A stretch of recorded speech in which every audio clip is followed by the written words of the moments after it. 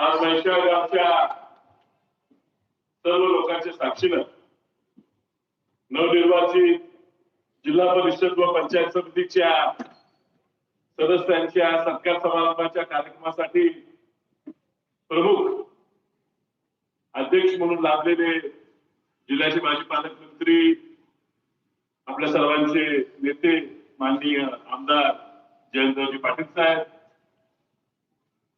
माजी मंत्री, आपल्या सर्वांचे मार्गदर्शक माननीय घोरपडे सरकार, ज्यांच्या निमंत्रणानं आणि ज्यांच्या कार्यकर्तृत्वामुळे ह्या ठिकाणी हा सत्कार कार्यक्रम होत आहे, ते आपल्या सर्वांचे लाडके आणि आमची बंधुतुल्य मनोज बाबा, मंचावर उपस्थित असलेले सर्व मान्यवर, तुम्ही खूप वेळ थांबला आणि आता वेळ कमी, अजून 2 भाषण माझ्या पुढे होणार. मंचावर उपस्थित सर्व नवनिर्वाचित सदस्य, त्यांचे कुटुंबीय, या ठिकाणी म्हैसाळच्या वेगवेगळ्या संस्थांचे सर्व पदाधिकारी, म्हैसाळ आसपासच्या गावातून ह्या ठिकाणी उपस्थित असलेले सर्व ग्रामस्थ बंधू भगिनी मित्र, खर तर साहेब हे 4-5 दिवस खूप धावपळ महापालिका जिल्हा परिषद झाली, पण 5 दिवस बायका पोराला घेऊन सुट्टीला दिल्लीला जायचं ठरलं. कारण 2 वर्ष होत आले खासदारकीचे, अजून कोणी दिल्लीचं घरच बघितलं नाही, संसदच बघितलं नाही. म्हणून परवा दिवशीच गेलो होतो आणि बाबांचा उपराला कार्यक्रम घेतला यायला. त्यामुळे त्याला दिल्लीतच सोडलं आणि पळत आलो. विमानतळात गाडीत बसलो, थेट तुमच्या कार्यक्रमाला आलो. एवढं आमच्यावर बाबा तुमचं वजन आहे. त्यामुळे ते सदस्य जिल्हा परिषद निवडणुकीत काय झालं काय फरक पडतो. आज तुम्हाला जो मान आहे, तुम्हाला जो सन्मान आहे, तो जो मान तुम्ही कमवलाय लोकांच्या मनात आहे आणि तुम्ही लोकांच्या मनात जे स्थान मिळवलेलं आहे, तो ते स्थान निश्चित कुठल्याही ह्या निवडणुकीपेक्षा हे निश्चित मोठं आहे असं आम्ही समजतो.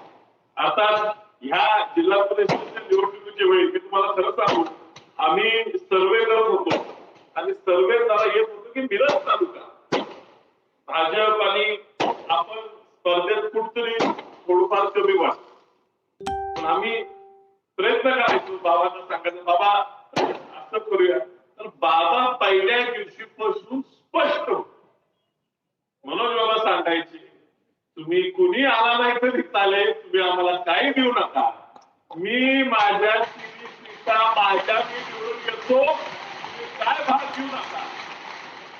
एवढा कॉन्फिडन्स, एवढा आत्मविश्वास त्याला त्यांच्या ह्या सर्व कार्यकर्त्यांवर, त्यांच्यावर प्रेम करणाऱ्या या सगळ्या लोकांवर होता.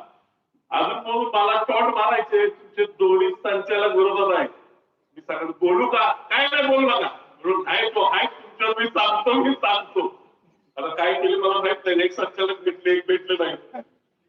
मात्र बाबांनी ह्या वेळेला ही निवडणूक स्वतःची निवडणूक असल्यासारखी घेतली आणि म्हणून ह्या ठिकाणी बोलवाड सारख्या लहान गावात उमेदवारी असताना देखील ह्या मतदारसंघातल्या प्रत्येक गावानं या उमेदवाराला ताकद दिली आणि चांगल्या मताधिक्याने निवडून आणलं. ह्या परिसरात खालच्या दोन्ही पंचायत समित्याही आल्या आणि शेवटी जी नरवाडची पंचायत समिती आहे तिथं सुद्धा शेवटी नरवाड असेल, विजयनगर आहे, ह्या भागात सुद्धा मताधिक्य कमलेकर तन्वीजी अगदी तरुण 21 वर्षाची मुलगी आहे, तिला मिळाल्यामुळे त्या परिसरात बाबा तुमच्या मानणाऱ्या सर्व लोकांच्या ताकदीमुळे 30 सीट या ठिकाणी आली आणि ह्या परिसरात दोन्ही सीटा या सभापती पदाच्या उमेदवार असलेल्या सीटा आहेत. आणि मला निश्चित वाटते की बाबा आता तुम्ही सीटा निवडून तर आणलेल्या आहेत, त्यांना तुम्ही सभापती सुद्धा तुमच्या आशीर्वादाने तुम्ही त्यांना या ठिकाणी करा आणि या भाविकांसाठी झेंडा सोबत सरकार आता राष्ट्रपती तरी गेले असले तरी सरकारने स्पष्ट म्हटले की एक विचाराने आम्ही सगळे काढलो आहे, त्या विचारानेच त्याच्या पुढे आम्ही राहिलो पाहिजे. हे ऋणानुबंध आमचे आणि शिंदे कुटुंबियांचे वसंतदादांच्या काळापासून ते आजपर्यंत चालत आलेले.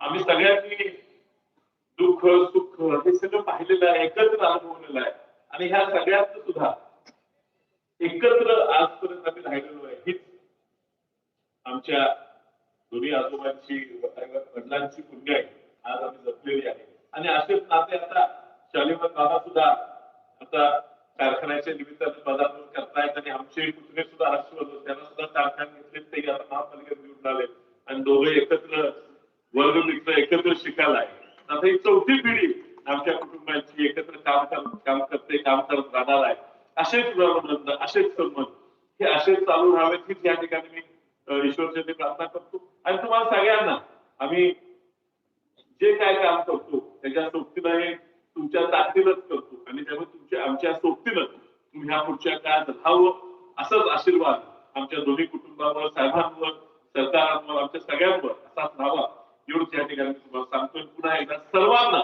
अभिनंदन अभिनंदन